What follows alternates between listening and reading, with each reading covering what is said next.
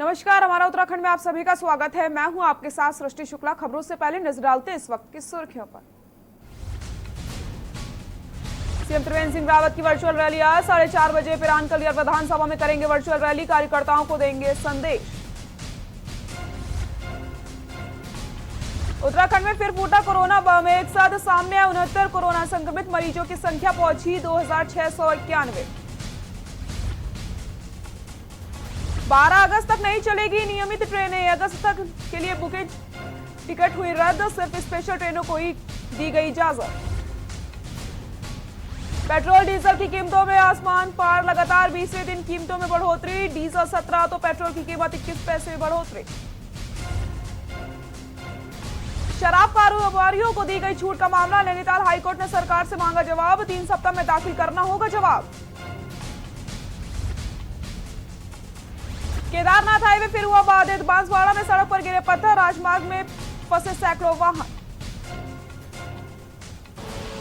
आप देख रहे हैं के न्यूज, खबरों का सारथी।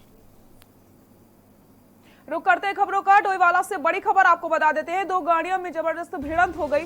डोईवाला से बड़ी खबर। 2 गाड़ियों में जबरदस्त भिड़ंत हो गई। टैंकर और टेम्पो में जबरदस्त भिड़ंत हुई। हादसे में 4 लोगों की मौके पर ही मौत हो गई। आपको बता दें 2 लोग गंभीर रूप से घायल बताए जा रहे हैं। घटना के बाद टैंकर ड्राइवर फरार हो चुका है। तो इस सड़क हादसे में 4 लोगों की मौत हो गई है, तो वहीं 2 लोग गंभीर रूप से घायल बताए जा रहे हैं। 2 गाड़ियों में जबरदस्त भिड़ंत हुई और उसके बाद मौके पर ही 4 लोगों की मौत हो गई। 2 लोग गंभीर रूप से घायल बताए जा रहे हैं। घटना के बाद टैंकर ड्राइवर मौके से फरार हो गया। 2 गाड़ियों में जबरदस्त भिड़ंत हो गई। इस हादसे में 4 लोगों की दर्दनाक मौत हो गई। आपको बता दें 2 लोग गंभीर रूप से घायल बताए जा रहे हैं। टैंकर और टेम्पो में जबरदस्त भिड़ंत हुई थी और हादसे में 4 लोगों की मौत हो गई। काशीपुर में गुंडा थाना क्षेत्र में एक युवक ने अज्ञात कारणों के चलते खेत में फांसी लगाकर आत्महत्या कर ली है। सूचना मिलने पर मौके पर पहुंची पुलिस ने मृतक के शव को कब्जे में लेकर पोस्टमार्टम के लिए भिजवा दिया है। वहीं मृतक के परिजनों ने युवक की हत्या की आशंका जताई है। वहीं पुलिस पोस्टमार्टम रिपोर्ट आने के बाद कार्रवाई की बात कह रही है।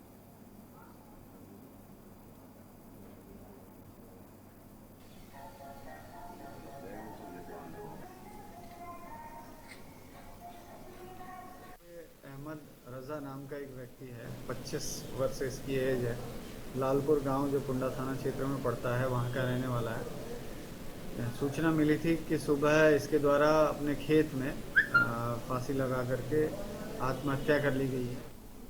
मंगलौर में 2 और लोगों की कोरोना पॉजिटिव रिपोर्ट आने के बाद इलाके में हड़कंप मच गया है। बता दें कि कुछ दिन पहले ही मुंबई से लौटे एक परिवार के सैंपल लिए गए थे, जिसमें परिवार के 2 सदस्यों की कोरोना पॉजिटिव रिपोर्ट आ गई है। कोरोना पॉजिटिव में एक बालक और एक महिला शामिल है, जिसके बाद स्वास्थ्य विभाग में हड़कंप सा मच गया। आपको बता दें मेडिकल की टीमें दोनों के घरों पहुंची है और उन्हें आइसोलेशन वार्ड में भर्ती कराने के लिए ले गई है। साथ ही साथ सीएमओ के आदेश पर पूरे मोहल्ले को सैनिटाइज किया जा रहा है।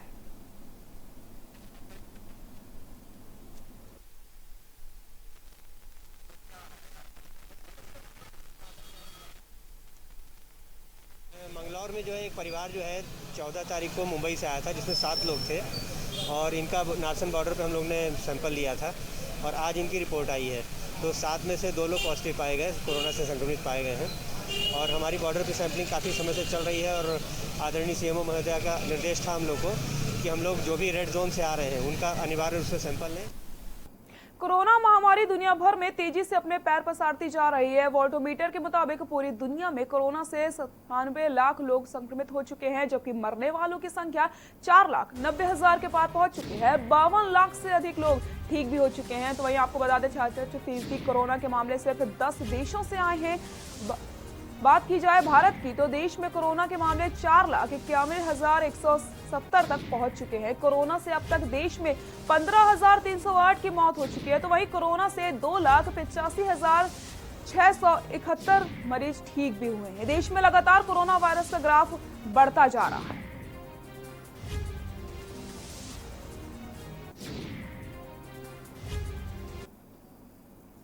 आसारोड़ी चौकी के पास अचानक से आग लग गई। सूचना पर चौकी से पुलिस फोर्स मौके पर पहुंच गई। जानकारी के मुताबिक मर्सिडीज गाड़ी के जावेद नामक मैकेनिक सर्विस के लिए गया था और सर्विस को ले जाने के बाद ट्रायल ले जाते समय कार में अज्ञात कारणों के चलते आग लग गई। मौके पर पहुंची फायर ब्रिगेड ने आग पर काबू पाया।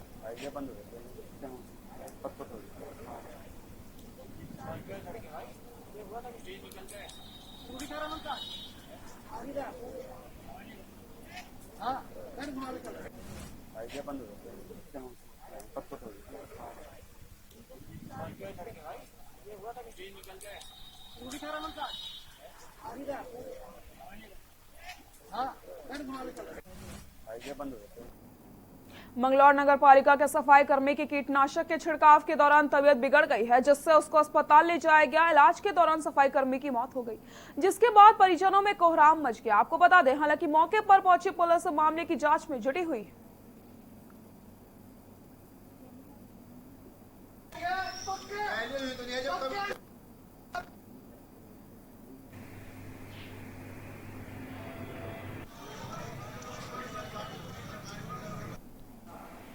पालिका का राहुल नाम का 22 वर्षीय कर्मचारी है, जो नगर पालिका पे आउटसोर्स से लगा हुआ कर्मचारी, जो वहाँ पर जो आज दिन में इसकी संदिग्ध परिस्थितियों में मौत होगी छिड़काव के दौरान।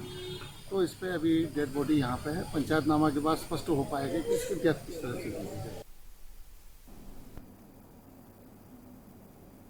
गदरपुर से मटकोटा मार्ग खस्ताहाल हो गया है। खस्ताहाल सड़क की मरम्मत कराए जाने को लेकर स्थानीय युवा कांग्रेसी कार्यकर्ता भारतीय युवा कांग्रेस के प्रदेश सचिव मोनीश कुमार के नेतृत्व में यूथ कांग्रेस के कार्यकर्ताओं ने हनुमान चालीसा का पाठ किया है और सरकार की सद्बुद्धि की प्रार्थना करी है। इस दौरान सरकार के विरोध में जमकर नारेबाजी करी गई है।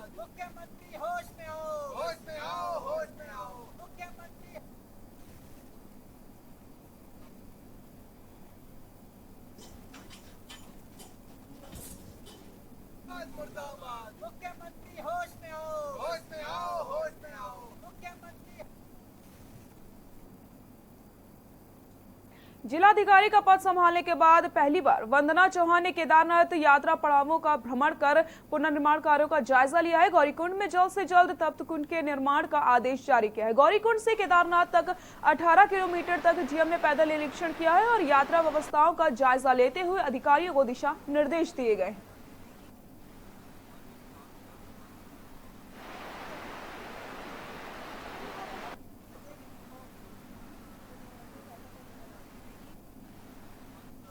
विभिन्न निर्माण कार्य स्थापित हुआ है।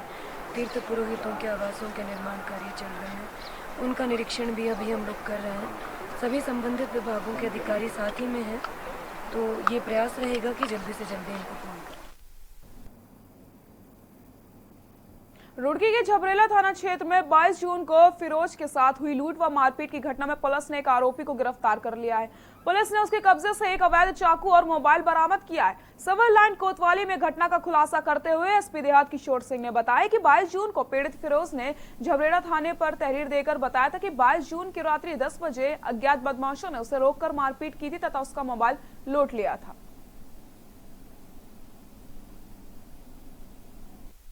22 जून को वादी फिरोज के द्वारा थाना झबरेला पर यह सूचना अंकित कराई गई कि अज्ञात बदमाशों द्वारा उसे रोककर उसके साथ मारपीट करते हुए उसे जान से मारने की धमकी देकर उसका मोबाइल फ़ोन लूट लिया गया और उसके ही फ़ोन से उसके परिजनों को धमकी देकर पैसों की मांग की गई। इस संबंध में थाना झबरेला पर अंतर्गत धारा 341, 392, 386, 307, 323, 506 आईपीसी के अंतर्गत अभियोग पंजीकृत किया गया और विवेचना के दौरान 3 अभियुक्त प्रकाश में आए। अभियुक्त एजाद को कल गिरफ्तार कर लिया गया है। उधम सिंह नगर के पंतनगर कृषि विश्वविद्यालय के टैगोर भवन और इंटरनेशनल गेस्ट हाउस में बनाए गए क्वारंटीन सेंटर से 4 लोगों के भागने से पुलिस प्रशासन में हड़कंप मच गया है। चारों लोग कुछ दिन पहले ही रेड जोन से आए थे। युवकों के फरार होने के बाद थाना पंतनगर में मुकदमा दर्ज कर लिया गया। घटना की सूचना पर एसपी जगदीश चंद्र, सीओ सिटी अमित कुमार सहित थाना पंतनगर पुलिस भी मौके पर पहुंच गए।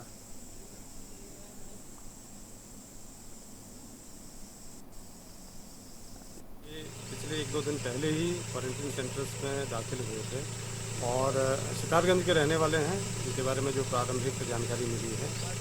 इनके घर वालों से संपर्क किया जा रहा है और इनको बताया जा रहा है कि वापस क्वारंटाइन सेंटर ना आ जाएं। सरकार के द्वारा एक पॉलिसी बनाई गई है जिसके तहत कोरोना के रोकथाम के लिए क्वारंटाइन होना बहुत इम्पोर्टेंट है अगर आप रेड जोन से आते हैं। और इन लोगों के खिलाफ थाना पंतनगर में उचित धाराओं में अभियोग पंजीकृत किया जा रहा है और साथ में ही इनको वापस लेकर आया जाए। लॉकडाउन के 3 महीने बाद शुरू हुई उत्तराखंड परिवहन की बसों में यात्रियों ने सफर करना शुरू कर दिया है। सीमांत खटीमा बस स्टेशन पर बसों के इंतजार में बैठे यात्रियों का कहना है कि उत्तराखंड परिवहन का संचालन उत्तराखंड में शुरू हो गया है, लेकिन बसों का समय अभी तक तय नहीं किया गया है, जिससे टनकपुर से चलने वाली बसों का इंतजार करना पड़ रहा है। वहीं परिवहन विभाग के कर्मियों ने बताया कि बसों की संख्या भी कम है और यात्रियों की भी संख्या कम है, लेकिन जो भी यात्री बस में बैठ रहा है उसकी स्क्रीनिंग करवाई जा रही है।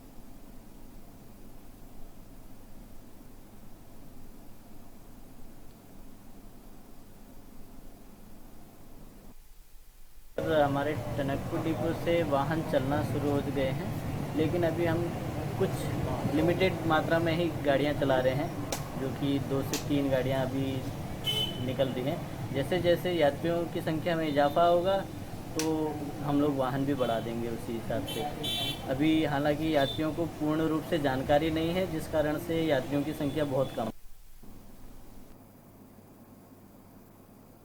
मिशन 2022 से पहले चुनावी जमीन को उर्वरा बनाने के लिए भाजपा वर्चुअल प्लेटफॉर्म को अपना हथियार चुन चुकी है। कोविड-19 महामारी से सामाजिक दूरी का मर्यादा का पालन करते हुए पार्टी अपने कार्यकर्ताओं और जनता से अपने संवाद को टूटने नहीं देना चाहती। यही वजह है कि उसने अब तक प्रदेश जिलों में मंडलों से लेकर बूथ स्तर तक 10,000 से अधिक व्हाट्सएप ग्रुप भी बना लिए हैं। आपको बता दें, ये सिलसिला अभी भी जारी है। प्रत्येक विधानसभा में अब तक पार्टी से जुड़े लोगों को 500 मोबाइल नंबर जुटाए जा चुके हैं। ये संख्या आने वाले कुछ महीनों में और भी ज्यादा बढ़ सकती है। लिहाजा संवाद के लिए पार्टी वर्चुअल हथियार को और धारदार बनाने का फैसला ले रही है। कोविड-19 महामारी की वजह से पार्टी ने वर्चुअल माध्यम को चुन लिया है। वर्चुअल रैलियों, बैठकों, संवादों और कॉन्फ्रेंस का ये सिलसिला निरंतर जारी रहेगा।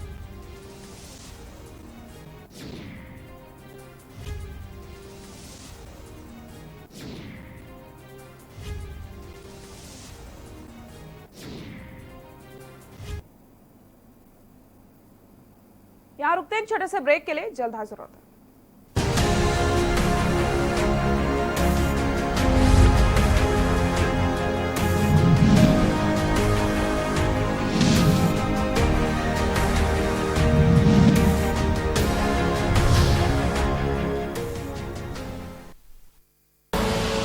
आप देख रहे हैं के न्यूज, खबरों का सारथी।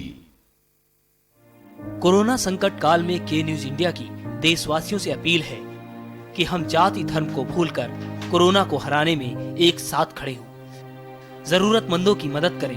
कोरोना के खिलाफ जंग में हम अपना योगदान दें। हम सब मिलकर लड़ेंगे और मिलकर जीतेंगे।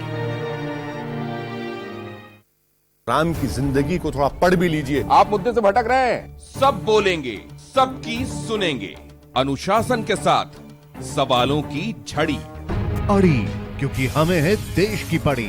सोमवार से शुक्रवार शाम 6 बजे TV9 भारतवर्ष, अब तो सब देख रहे हैं। आप देख रहे हैं के न्यूज, खबरों का सारथी।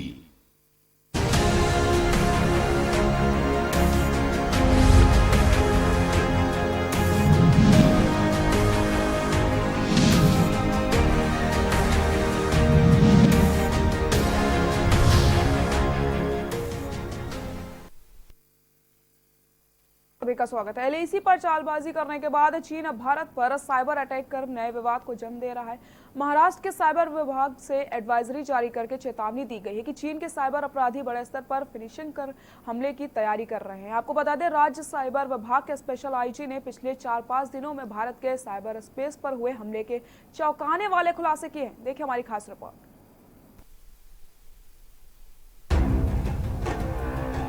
गलवान घाटी में भारत और चीन के बीच हिंसक झड़प के बाद तनाव बढ़ गया है।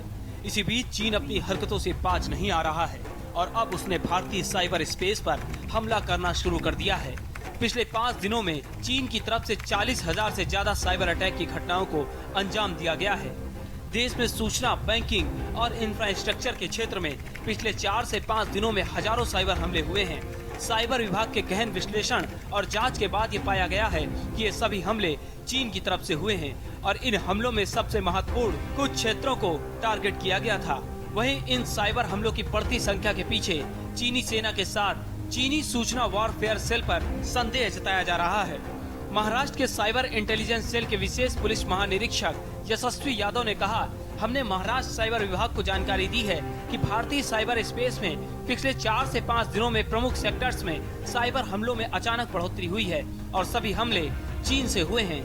डिपार्टमेंट ने ऐसी इंफॉर्मेशन कोलेट की है जिससे ये पता चलता है कि पिछले 4-5 दिनों में एकदम से इंडिया के साइबर स्पेस पे जो रिसोर्सेज हैं, स्पेशली जो कि इंफ्रास्ट्रक्चर सेक्टर में है, जो इंफॉर्मेशन सेक्टर में है और बैंकिंग सेक्टर में है, उसमें एकदम से चाइना के द्वारा साइबर अटैक्स की संख्या में बहुत ज़्यादा तेजी आई है।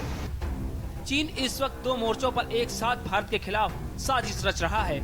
एक तो लाइन ऑफ एक्चुअल कंट्रोल पर और दूसरा भारत के साइबर स्पेस में। महाराष्ट्र साइबर इंटेलिजेंस सेल के स्पेशल आईजी यशस्वी यादव ने बताया कि साइबर अटैक के लिए चीनी हैकर्स 2 तकनीक का इस्तेमाल कर रहे हैं। पहला टाइप है distributed Daniel of service attack.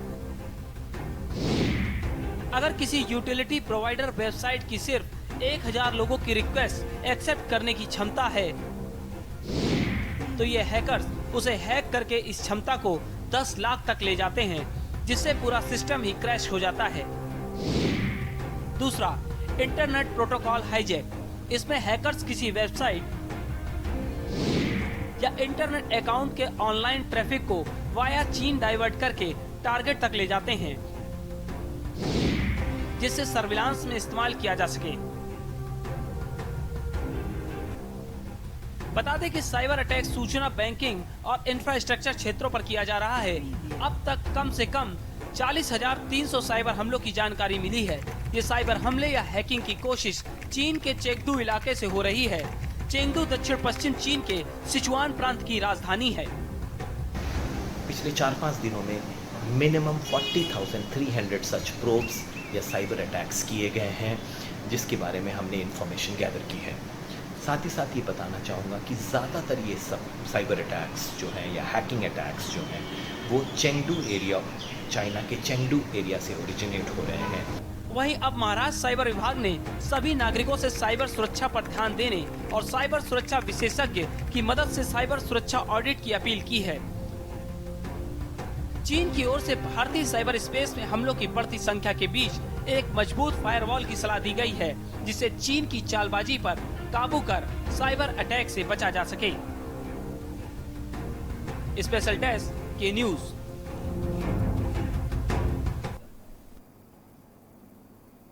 Nainital high court ने राज्य सरकार द्वारा शराब कारोबारियों को दी जा रही छूट के मामले में दायर जनहित याचिका पर सुनवाई करते हुए सरकार से जवाब दाखिल करने को कहा है। कोर्ट की खंडपीठ ने राज्य सरकार से जवाब मांगा है कि किस आधार पर शराब कारोबारियों के 196 करोड़ माफ किए गए। मामले की सुनवाई के लिए कोर्ट ने 3 सप्ताह बाद की तिथि नियत की।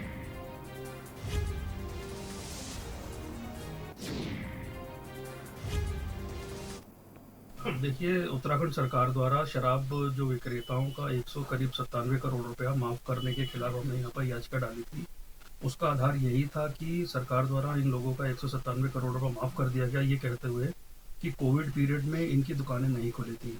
जबकि दूसरी तरफ जो ट्रांसपोर्ट के जो हमारे व्यवसायी हैं, जो ट्रक ओनर्स थे, उनका भी कारोबार इन 3 महीनों में बिल्कुल नहीं चला, लेकिन सरकार ने उनका 1 रुपया भी माफ़ नहीं किया।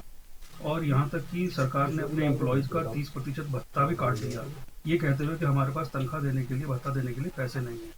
उस पर आज सुनवाई करते हुए माननीय न्यायालय ने सरकार से जवाब मांगा है कि 197 करोड़ रुपया क्यों माफ़ किया, इसका जवाब। चाइना के खिलाफ कांग्रेसियों ने डीडी चौक पर नारेबाजी करते हुए जमकर प्रदर्शन किया है। साथ ही साथ दर्जन वाहनों में बैनर लगाकर लोगों को जागरूक भी किया गया है। लद्दाख के गलवान घाटी की घटना के बाद देश में लोगों का गुस्सा शांत होने का नाम नहीं ले रहा। कांग्रेस कार्यकर्ताओं ने डीडी चौक पर चाइना के खिलाफ जमकर प्रदर्शन करते हुए चाइनीज प्रोडक्ट्स के बहिष्कार करने की अपील करी है। इसके साथ ही कार में बैनर लगाते हुए लोगों को जागरूक किया जा रहा है। उन्होंने कहा कि चाइना द्वारा बॉर्डर में लगातार घुसपैठ की जा रही है। एक तो और वहां अपने सामानों को भारतीय बाजार में बिक्री पर अपनी देश की अर्थव्यवस्था को अच्छा करके अपनी सेना को मजबूत करने में जुटा है। दूसरी ओर सरहद में तैनात हमारे वीर जवानों को धोखा देकर शहीद कर रहा है। उन्होंने देश की जनता से आह्वान करते हुए कहा है कि चाइना के सामान का बहिष्कार करना जरूरी है। ऐसे में देश के प्रत्येक नागरिक को चाइना के सामान का बहिष्कार करते चाइना की कमर तोड़नी चाहिए।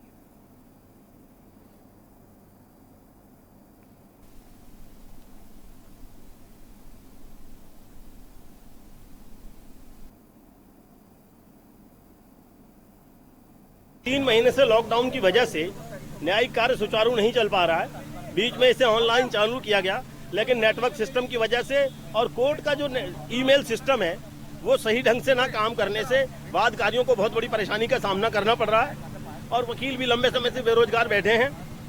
पिछले एक हफ्ते से जिला जज महोदय ने कोर्ट कैंपस का जो मेन गेट है और चेम्बर रूम सील कर दिए हैं। हमारी डिमांड है कि हम लोग अपने चेंबरों में बैठकर पूर्ण अनुशासन का पालन करते हुए काम को सुचारू रूप से करेंगे। हमारे चेंबर्स और कोर्ट का मेन गेट जो है, कैंपस का मेन गेट है, वो खोला जाए। उधम सिंह नगर के जिला अस्पताल में कोरोना टेस्टिंग की समस्या को समाधान मिलने से स्वास्थ्य विभाग में राहत की सांस ली। जिले में सैंपल अब ऋषिकेश स्थित एम्स के अलावा एनसीटीसी भी जांच के लिए भेजे जाएंगे। गौरतलब है कि हल्द्वानी के सुशीला तिवारी मेडिकल कॉलेज में अधिक सैंपल कोरोना की जांच के लिए पहुंच रहे थे, जिसके बाद 15 जून से हल्द्वानी में सैंपल की संख्या ज्यादा होने के चलते हल्द्वानी टेस्टिंग लैब ने सैंपल की जाँच करने में असमर्थता जताई थी।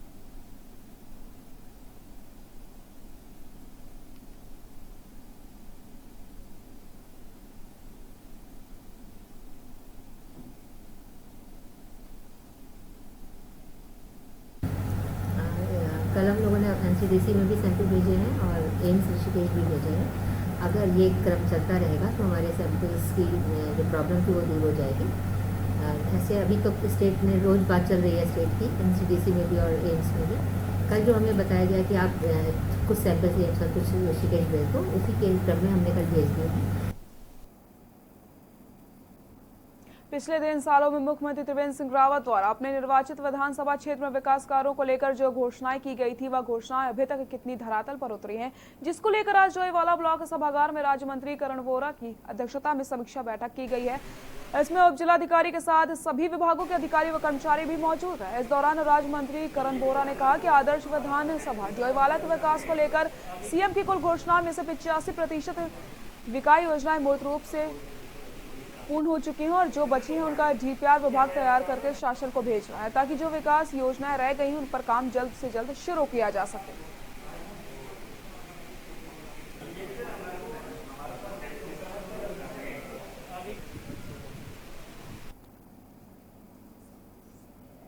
बुलेटिन में फिलहाल के लिए इतना ही। देखते रहिए के न्यूज़ इंडिया। नमस्कार।